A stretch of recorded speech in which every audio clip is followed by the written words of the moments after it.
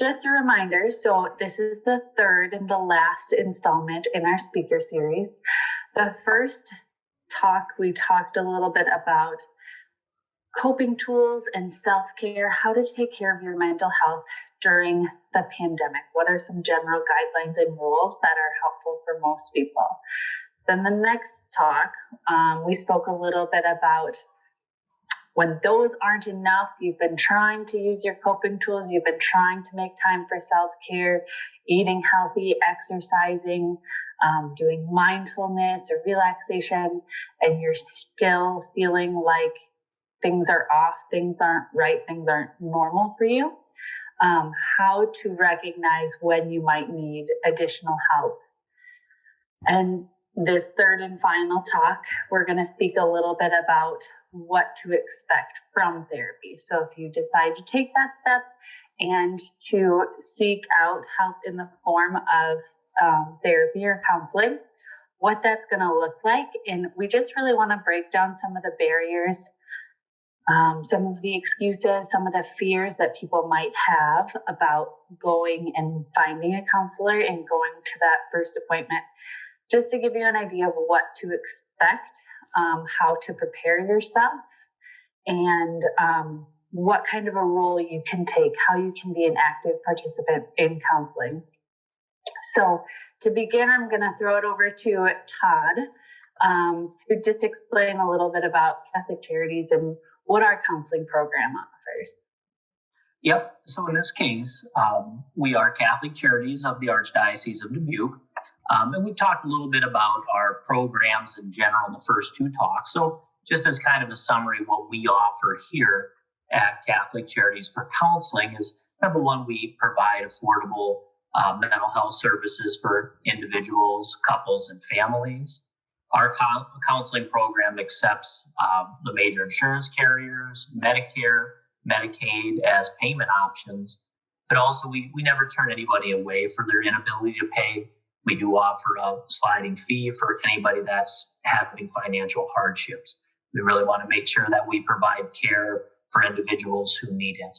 And we do have 6 office locations with 10 counselors, and we try to focus on early intervention with children and adults before any of the concerns they're having turn into something more like a crisis or a very serious concern.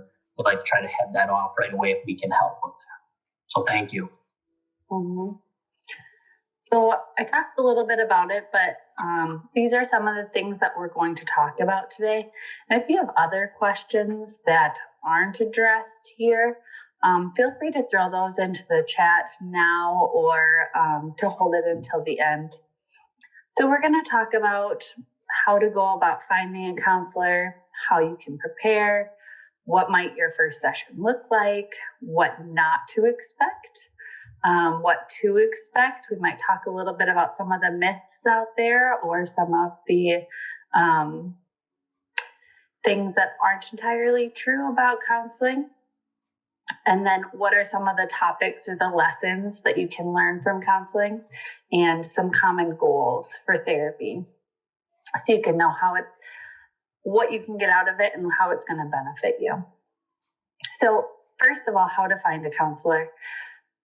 Good place to start is if you have insurance through your workplace, you can check that coverage with your health insurance provider and see who is in network for you or what it looks like to go to an out-of-network counselor.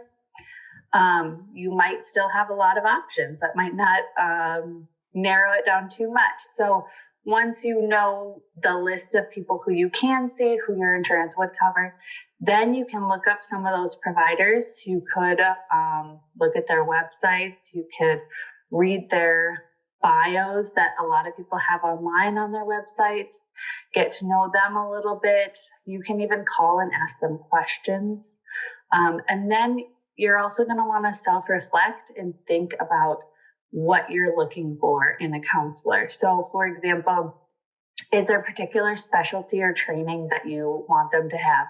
Do you want them to have experience working with trauma or anxiety or depression or eating disorders? Do you want them to have experience with a certain age group, especially if it's a child or teenager? They can have unique situations and stressors that they're dealing with. And so sometimes you want somebody who specializes or has special training to be able to work with those age groups.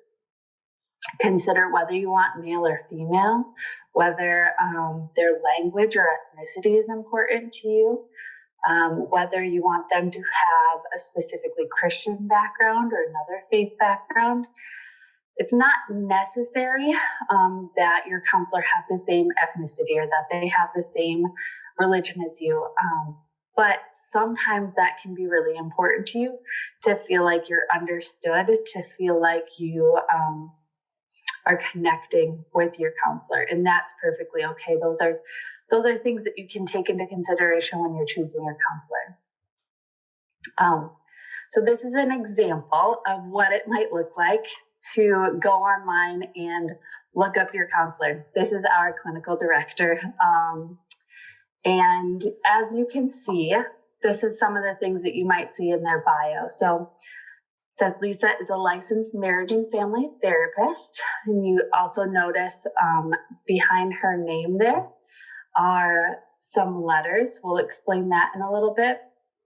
It'll usually talk a little bit about where they received their schooling, their undergrad, their master's.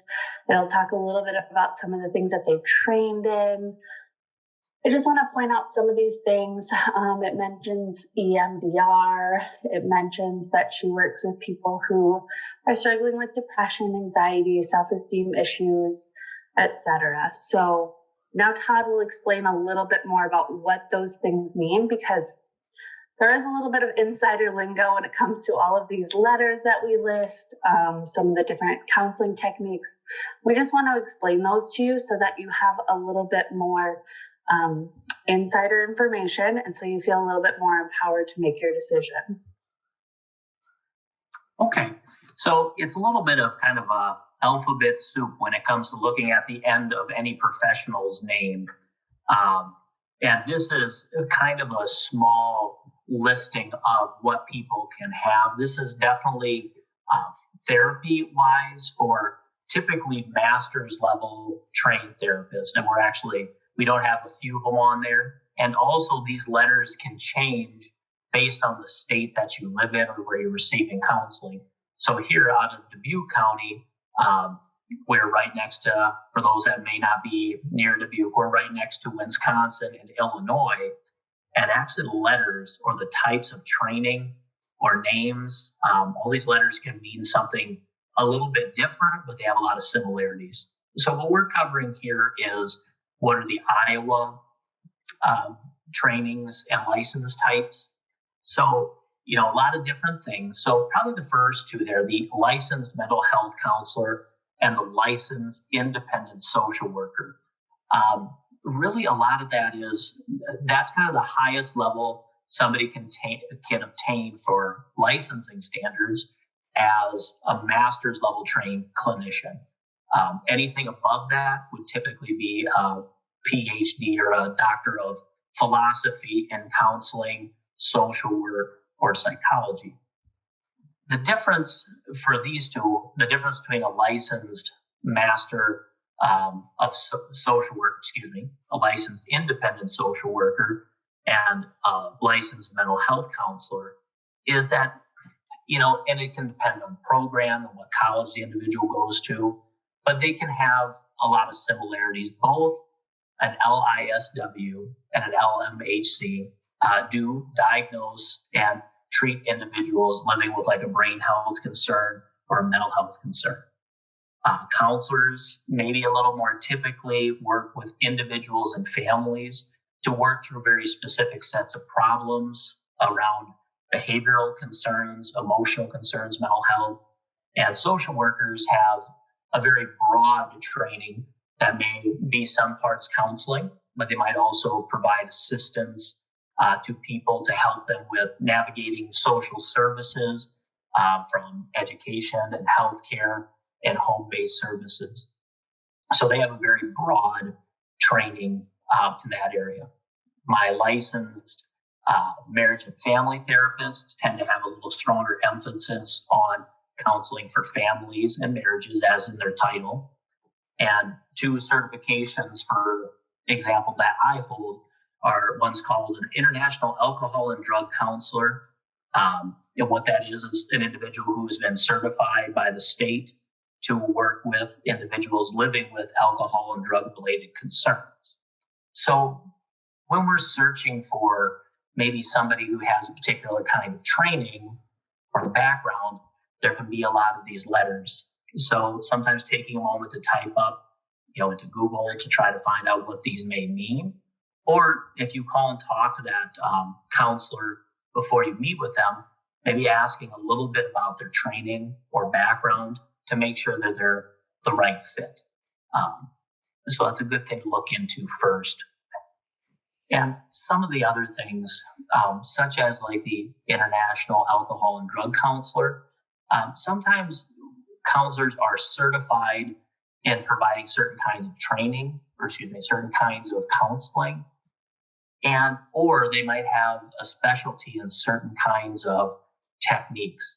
And it's a lot of lingo within counseling, but we have different terms of therapy techniques. One is called cognitive behavioral therapy.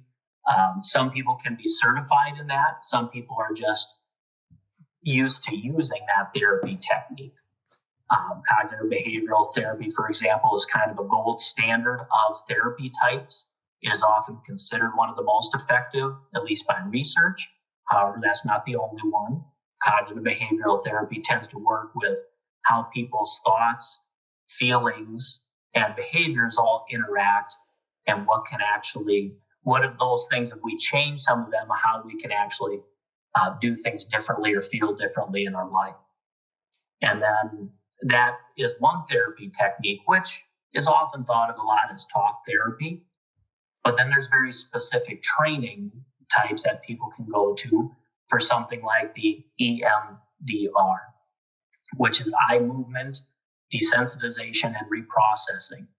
A lot of words, so that's why we make them an acronym all the time. And that's a very different style of therapy that's used more specifically to help treat people living with trauma from their background. That can be military or car accidents, and that abuse from their childhood. So eye movement desensitization essentially is a process where the clinician may move their hand past an individual's eyes in short sets. Not exactly hypnotism, but we know from the research that having somebody move their eyes left to right while they're recalling traumatic information actually helps them process through it more easily or more fully. So that's a very different training type or certification that somebody may have. So also, if you're going to talk to a counselor before you meet with them, maybe ask them any specialties they have, certain skill sets, or just self-study that they've been doing in any of these therapy types. An individual in Iowa has to be licensed to provide therapy, the first words or acronyms we have there. However, they may personally specialize in other types of therapies that don't have to be certified by a state level board. So lots of different things to consider. Yes, thank you, Todd. So I just want to talk a little bit about that, how you can prepare for your session. Once you've kind of narrowed down who you're going to see as a counselor, and again, you're not locked into that counselor. I'll talk more about that in the future. But how can you prepare yourself for that first session? And really, it's helpful for you to do some reflecting and maybe some journaling on a couple of these questions.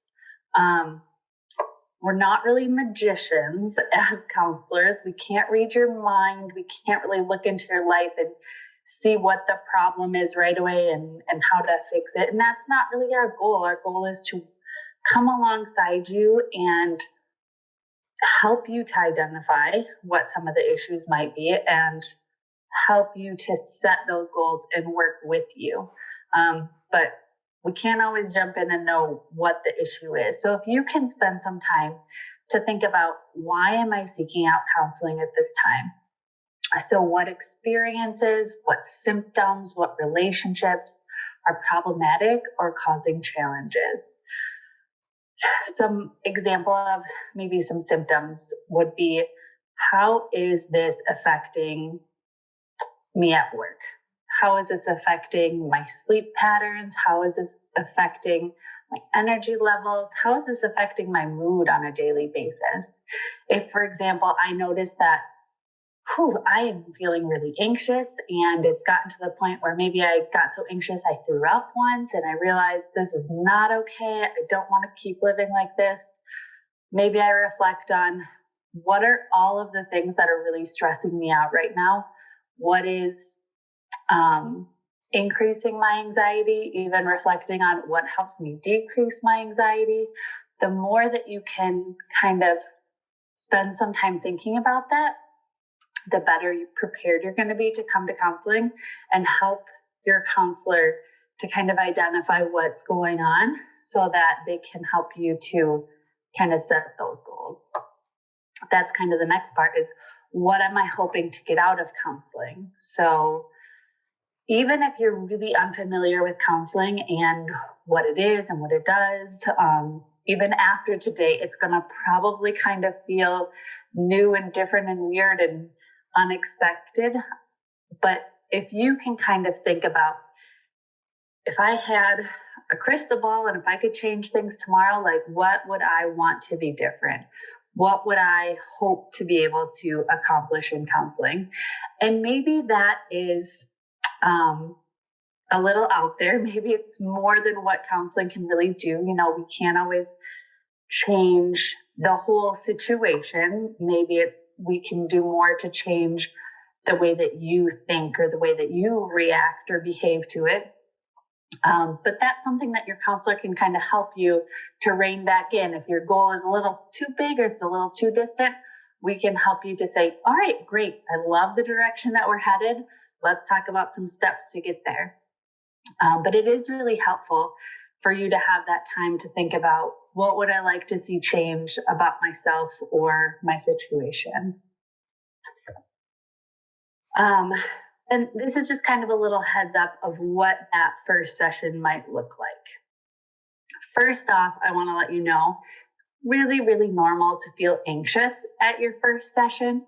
And sometimes it can help if we have a little bit of an idea of what to expect.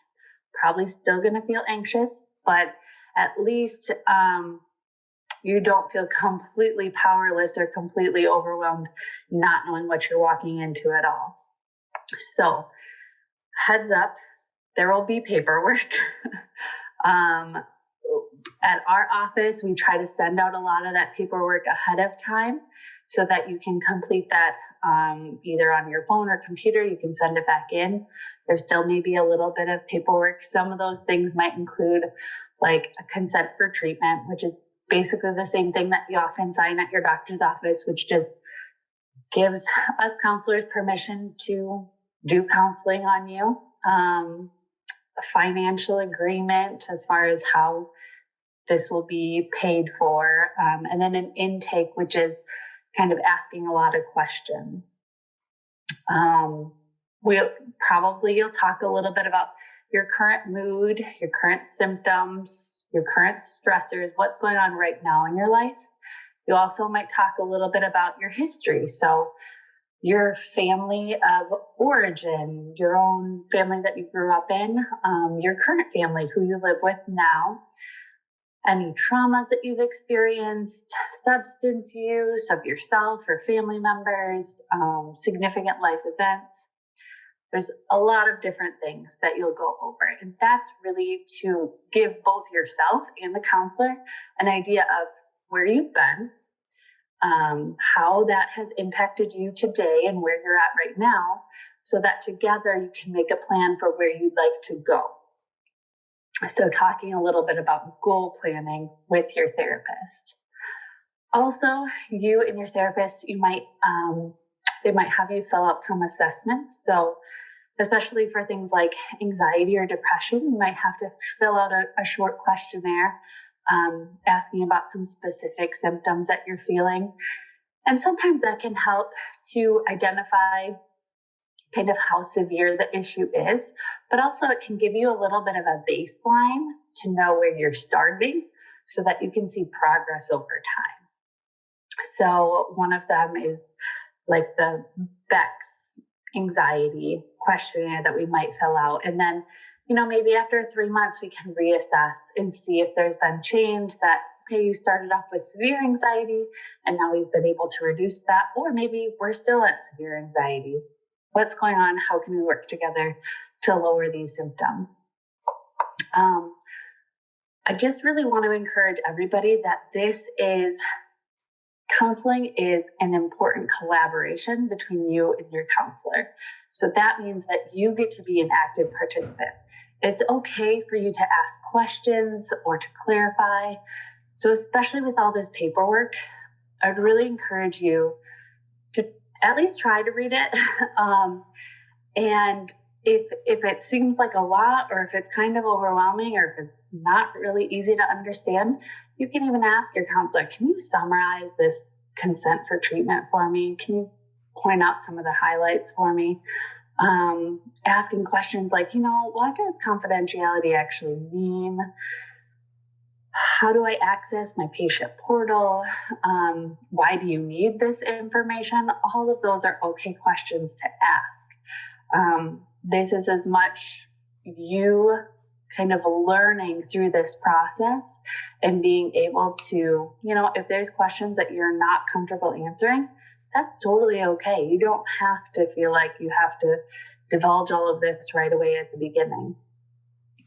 On the topic of questions, that is another thing that I kind of want to go over, because the relationship between you and your therapist is really important, that you feel safe and that you feel comfortable, and that you feel like this is somebody that's a good fit that you can work with. Again, that doesn't mean that we're mind readers and we're going to be able to tell you exactly what you want to hear every time, or we're always going to know what you need. And so it's totally okay, and it's very much appreciated to give feedback to your therapist about what's working and what's not working. You don't have to be afraid that that's going to make them feel hurt, or that that's a personal attack or critique. It's really just helping us to give you the therapy and the experience that's making an impact in your life, which is why we're both here. I oftentimes tell my clients that, if it's not helping you, then we're wasting both of our times.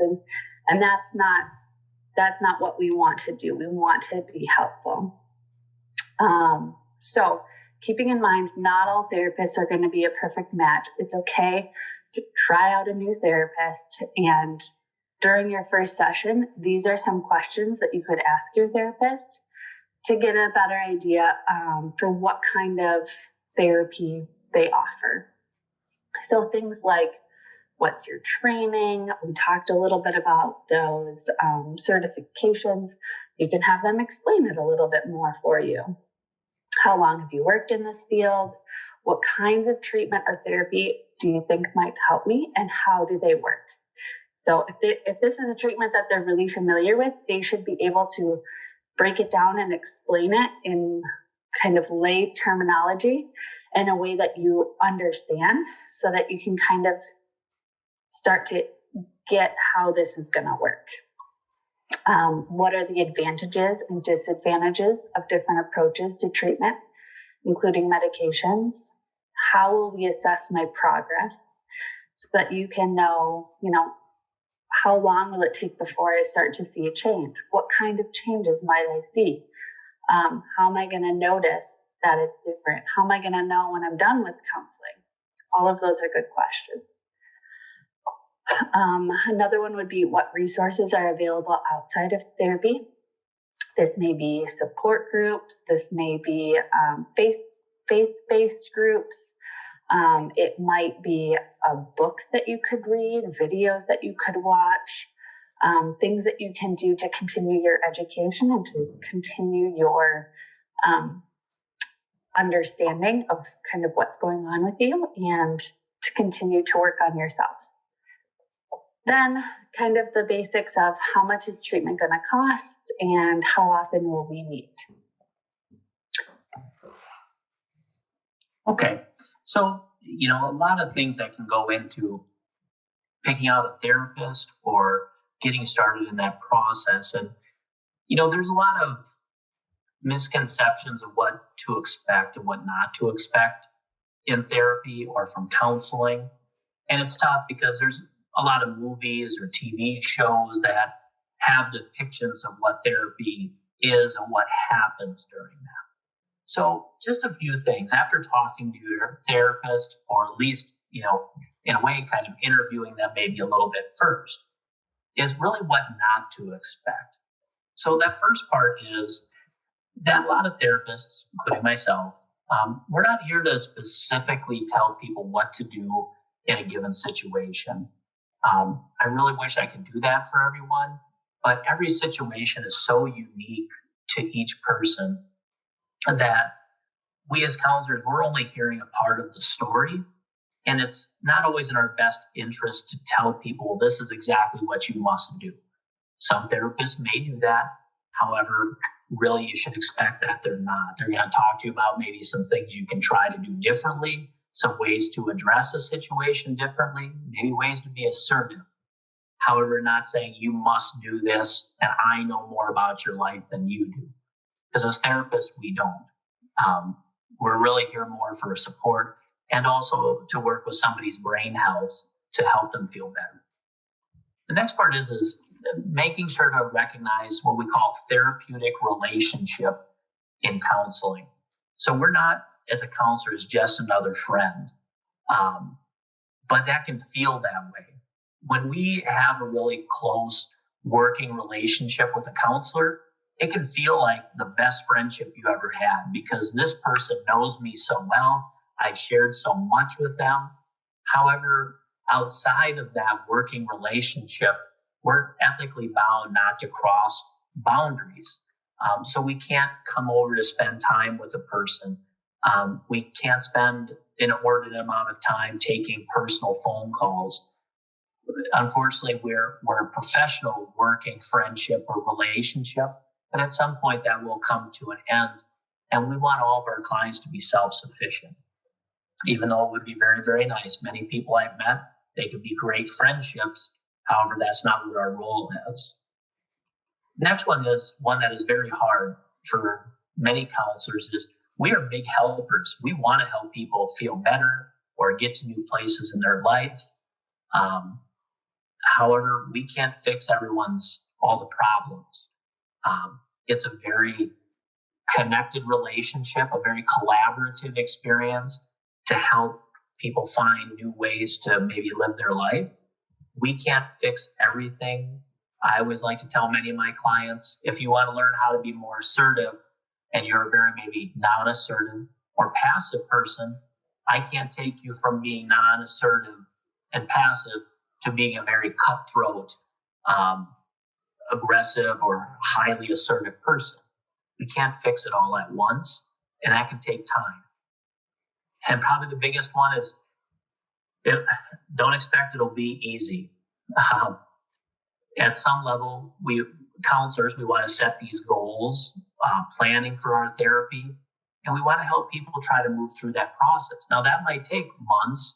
For some people, that could take a few years of working with a therapist.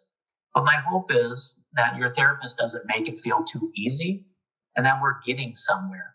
And some sessions, people have told me, I left that session not really liking you. And I said, well, good. Did you take something from that? Yeah, I learned more about myself because other people in my life maybe don't push me that way. And that's important. It won't always be easy. Though it's a very different field, I like to think of physical therapy. And anybody who's done physical therapy a lot of times doesn't like their physical therapist because they push them and sometimes things hurt and they're uncomfortable. But hopefully it's for the sake of progress. So some things here not to really expect. And then on the other side, what can we start to, what should be a part of going to see a counselor? And what's parts are yours? So that first piece is trying to be motivated, invested, and included in your treatment. Some individuals want to be a very big part of it. They want to know why we're doing the things we're doing as therapists and what their role is in that. And that's, personally, I find that one of the most engaging feelings I can have with any of my patients or clients is that they really want an active role in their counseling. They're going to benefit the most from what we're doing. Number two is to hopefully like and trust your counselor. In this case, once again, we're not friends in that outside of this relationship or working relationship sense. But we have to have a basic like of who we're working with. Many individuals I meet for the first time, I want them to have the best fit with a counselor possible. However, I'm only one person. I can't fit with everybody. So I ask that if there is something that I'm doing that's uncomfortable, let's talk about it so we can have some trust.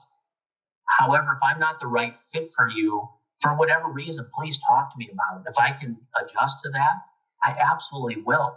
However, if not, I want to help you find the right kind of therapist that fits you so you can be motivated, interested, and included. So as a saying I like to use is, well, please don't quit the therapy. You might have to quit the therapist, but try to find a new one. Expect to be challenged. A lot of times of informed consents, we talk about that therapy can be uncomfortable. There can be discomfort because we're talking about things that maybe you've never shared with anybody or very, very few people. And that can be uncomfortable. There's going to be some anxiety in that discomfort. So please try to expect that, but we're not trying to do that out of hurt. I kind of like that when I go to the dentist. Unfortunately, they do poke around in my teeth and try to find the spots that hurt. And that is uncomfortable, but it's hopefully to help fix something or help something change. And one of the biggest things is gaining personal growth and developing self-awareness. Sometimes the best thing a therapist can do for us beyond any technique or certification or license is really helping us become more aware of our own behavior, our thoughts, helping us gain new perspective. But we really want to expect that out of our counseling. So some of the common goals many of us try to set up in therapy, and these are all good ones. Things like gaining coping tools. And that can be anything from very hands-on things at home, or that can be breathing techniques, that can be relaxation, that can be learning new ways to challenge our thought patterns if we're sometimes maybe too negative.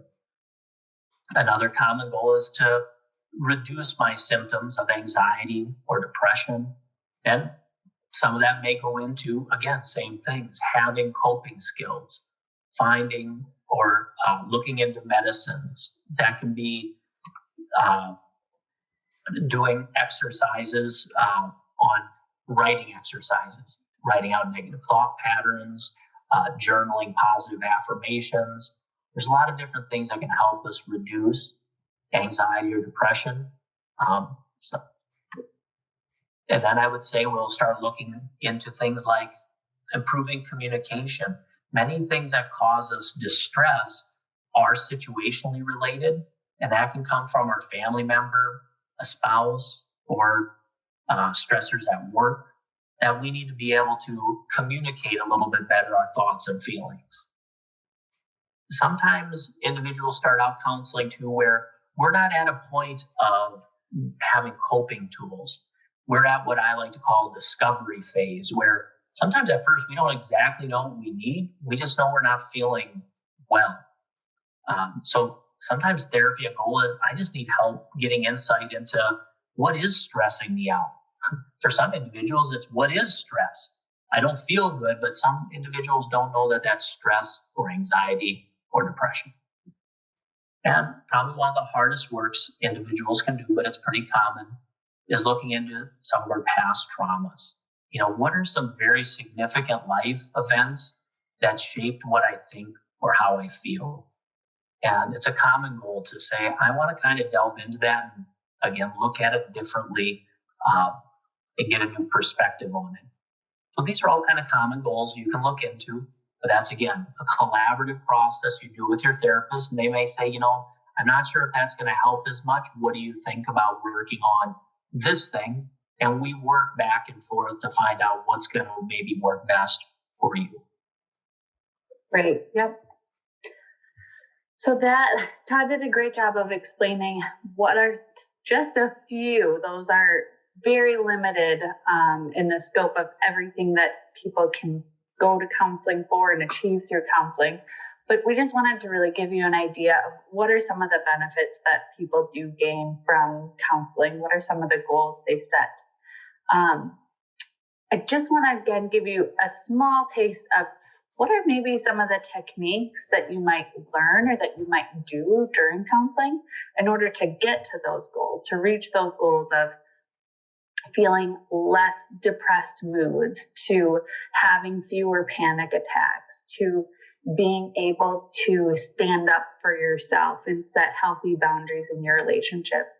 What are some of the specific things you might talk about and do in counseling that'll help you get there? So one of the first things on this list is psychoeducation.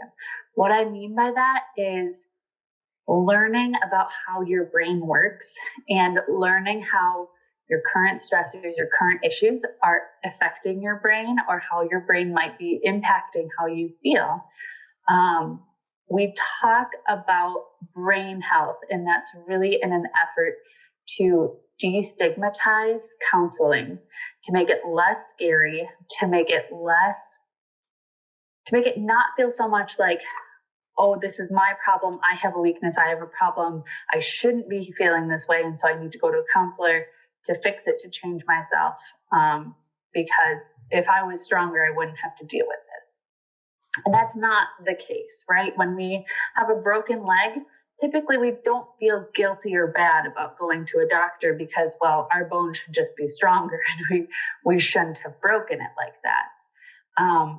There are things going on in our brain that are affecting how we think and how we feel. And when we start to realize how these things are connected and how what's happening in our brain is changing how we interact with other people and how we feel, we start to realize, number one, that this is a lot more normal than we realize. And number two, that we might have a little bit more power to manage our emotions and kind of control the outcomes of how we're feeling. So learning about your brain, for example, especially with things like anxiety, I really like to explain how the different parts of the brain are interacting when we get that stress response, when we feel fight or flight and we feel our heart racing, we feel our palms being sweaty, we feel shaky, we feel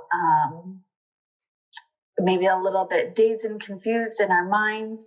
So that's something that's going on in your body that's called our stress response. And when we start to learn how it's happening and what parts of our brain are being affected, we can actually learn how to counteract that stress response and how to turn it off when it's been activated so it doesn't continually kind of run in the background, making us feel more stressed, more anxious. That's just one example of how psychoeducation can make you feel more empowered to make some of these changes in your life. Other things are learning boundary setting skills. So this is, number one, figuring out what a boundary is. What are my limits? What am I okay with? What am I not okay with? Because we teach people how we want to be treated. So I am not okay with people borrowing my car because it has been broken far too many times. And every time I lend it out, I feel a little bit angry and resentful. even though I would feel guilty if I didn't lend it out. So talking about where should this limit be? How can I communicate this limit to the people around me? And then how can I reinforce a boundary if somebody oversteps this boundary that I've already communicated? Coping tools, we already talked about some of those. They can be anything from meditation, relaxation skills, to coping tools can be just identifying what brings you peace and what brings you happiness. So gardening can be a coping tool for you, or woodworking, or going for walks, exercising. Identifying triggers is another one. So trigger is something that kind of initiates a cycle. So it might initiate the cycle of negative thoughts. What's something that happens that triggers me telling myself that I'm worthless, I'm no good, I'm ugly, I'm hopeless? Or a trigger can be something that I see or I taste or I smell that kind of takes me back to a trauma, and that makes me start to feel very anxious. When we start to identify these triggers, then we can start to use our coping tools earlier or avoid certain triggers so that we can avoid those negative reactions. Another one is assertiveness skills, which we've talked a little bit about. Assertiveness is basically feeling confident and comfortable standing up for yourself, respecting yourself while also respecting others. So it lies right in between being overly aggressive or being overly passive, letting people walk all over us. It's letting our needs be known in a respectful way. Different than being passive aggressive, which is trying to get our needs met, but without directly stating it. So it can end up being a little bit manipulative when we go that route. Just learning decision-making skills might be another thing that you discuss with your counselor. Learning relaxation techniques, and then learning communication skills, maybe setting down a framework for how to have fair fighting rules, or how to express your emotions in healthy ways. So this is just an idea of some of the things that you might address in counseling. One of the last points I want to leave you with is just how much courage it takes to seek out and go through therapy. We've talked about it's not easy. It's not always pleasant. Sometimes it stretches us. It makes us feel uncomfortable. But if we look back on our lives, don't most of the things that were most worthwhile, aren't they usually a challenge and difficult? And when we get through that difficulty, we feel so much more self-esteem. We feel so much more courage. So this quote is, engaging in the process of therapy is a courageous endeavor that is not for the faint of heart. So it's just a little encouragement that it's not for people who are weak. It's not for people who are broken. It's not for people who are damaged beyond repair and they need somebody to put them back together. It's for people who are really courageous and who are willing to humble themselves and say, I'd like to help make myself weller than well, and I'm going to humble myself and reach out to let somebody help me get there. So we do have just a few references here for you to look into about the things that we covered today. But we do have about 15 more minutes if anyone has any questions that they'd like to either voice or turn their video on and ask, or if anybody wants to type anything in the chat, we'll give you that time and space now to do that.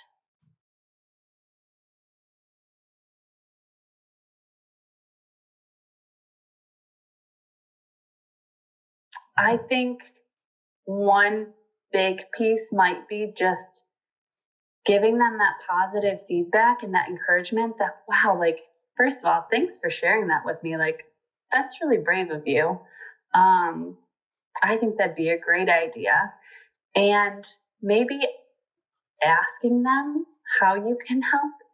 For different people, it might be different. Some people would say, you know what? It'd be really cool if you could sit down with me and help me research counselors. Some people might be really uncomfortable with that and might not want you involved, or maybe they just want to have you say, like, check in a few weeks and kind of hold them accountable and see if they've made that first appointment. But I think it'd be probably the best thing would be to ask them how you can help them. Say, I think that's great. I'm really proud of you. I'd love to help you with that. Like, what can I do? And maybe offer some of those suggestions along the way. Todd, do you have anything that you'd like to add? Yeah, and at first, depending on that individual situation, like, and I don't know the nature, Michael, of like who you'd be talking about, but some people might need the assistance of just having the information as well. Even my own self, when it comes to going to any appointments, if you're a real self-starter, it's not a hard part. But if it's something like me, if I ever drag my feet on something, and one of my friends or my spouse says, here, I have a little information for you I want you to look at. Like, here's a couple therapists in town. Just think about it and let's talk, right? Or do you need me to help you get an appointment set up, right? And then, like Lindsay said, then checking back in and trying to make it no pressure, but at the same time, just, I guess, assertively encouraging them. That's a thing. And again, it's a hard process because we think counseling equals failure in some way personally. And really, it's more about help. Mm-hmm. Just one more idea is even accompanying them to their first appointment, maybe not going into the counseling room with them, but sometimes just finding the counseling office, sitting there in the waiting room, filling out the paperwork, all of that can be really anxiety provoking. And I know there's people who have gotten all the way to the door and gotten a little scared and overwhelmed and walked away. So that's something that you could even offer, is attending the first session with them. Again, it depends on what your schedule allows and how much you can offer. If you work with a lot of people who are struggling in this way, you probably can't accompany them all. You have to set your own boundaries. But if it's, one or two individuals in your life that you really want to support, maybe that's an option. We had another question come in on the chat asking, if you're not in the Dubuque area, how do you go about finding a Catholic faith-based counselor? So Todd did mention at the very beginning that we do have 6 different counseling offices, correct? With 10 counselors spread out across the state. Well, not the whole state. This is just Archdiocese of Dubuque, but you can always look into Catholic Charities if you're in another part of the state. Another thing is, if we do not have an office in your town or close to you, another option is telehealth. So we do provide counseling via the computer or through your cell phone. It's a video chat similar to this that we can provide counseling as long as people reside or are in the state of Iowa when we're doing the counseling. That's another option. There may very well be other independent Catholic faith-based counselors in your area, and I would very much encourage you to look into that. Maybe even if you check with the nearest Catholic Charities office, they could direct you to a counselor within your area. That's another option. A great thing is that we do provide telehealth at this time. So if somebody, we have an office in Cedar Rapids, but unfortunately we don't have a physical counselor located there. However, because of our telehealth program, if somebody's in Cedar Rapids, they could definitely be a part of our telehealth program. They'd be meeting with one of the counselors in another county. Just a quick correction. Yeah, we have 4 counseling offices. But in this case, that would be definitely an opportunity for someone. And also a number to write down is the toll-free number for Catholic Charities that would help with finding out information if you need it. It's in this case, I can put it on the chat here so everybody can see it and go from there. One thing we didn't mention is another helpful way to find one is word of mouth too. If you know somebody who sees a counselor, you can ask them kind of their experience, if they like their counselor, who they would recommend. If you feel comfortable asking that, if you're a part of a group on Facebook and you want to ask for feedback on counselors, sometimes hearing it from other people can be really helpful also. All right. If there's no more questions, then we will sign off. Thank you so much for being present here today. Thanks for your attention and your feedback. And if you have any other questions, like I said, you can get a hold of us.